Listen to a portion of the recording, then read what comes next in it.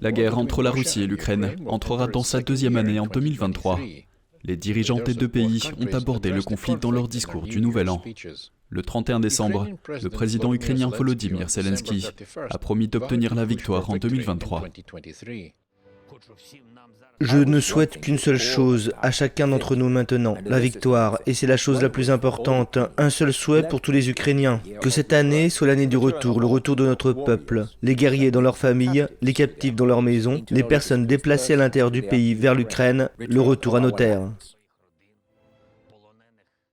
Pendant ce temps, le président russe Vladimir Poutine a utilisé son propre discours du Nouvel An pour rallier le peuple russe derrière les troupes combattantes en Ukraine. Cette année a été une année de décisions difficiles, nécessaires, d'étapes cruciales vers la pleine souveraineté de la Russie et la puissante consolidation de notre société. C'est une année qui a permis de clarifier beaucoup de choses. Elle a clairement séparé le courage et l'héroïsme de la trahison et de la lâcheté. Poutine a également promis une victoire russe dans la guerre. Tournons maintenant notre attention vers l'Asie. Deux champs de bataille géopolitiques dans la région avec des tensions croissantes. Le leader nord-coréen Kim Jong-un a appelé à développer de nouveaux missiles balistiques intercontinentaux et un arsenal nucléaire plus important pour la nouvelle année. C'est ce qu'affirme la télévision d'État nord-coréenne. La situation actuelle met en évidence l'importance et la nécessité de la production en série d'armes nucléaires tactiques et appelle à une augmentation exponentielle de l'arsenal nucléaire du pays. La Corée du Nord a lancé 3 missiles balistiques à courte portée le 31 décembre. Et aux premières heures du jour de l'an, le régime a également tiré un autre missile balistique qui est tombé dans la mer du Japon. Le gouvernement japonais a formulé une protestation diplomatique.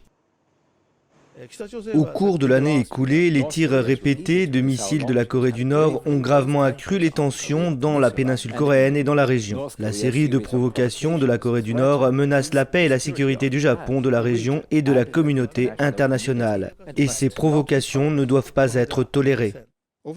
Au cours de l'année 2022, la Corée du Nord a procédé à un nombre sans précédent de tests de missiles. Le président de la Corée du Sud a déclaré que son pays envisageait des exercices nucléaires avec les États-Unis. Et toujours en Asie, le détroit de Taïwan est aussi un champ de bataille géopolitique où les tensions se multiplient.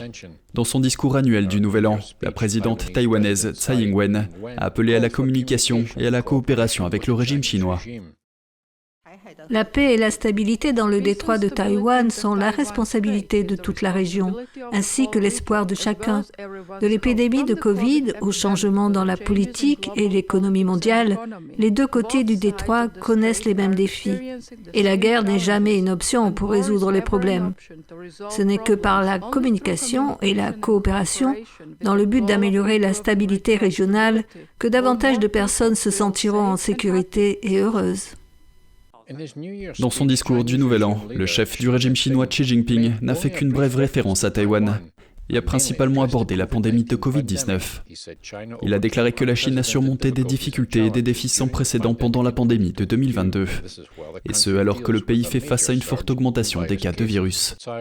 Tsai a réagi au discours de Xi en déclarant que Taïwan était prête à apporter une aide humanitaire à la Chine.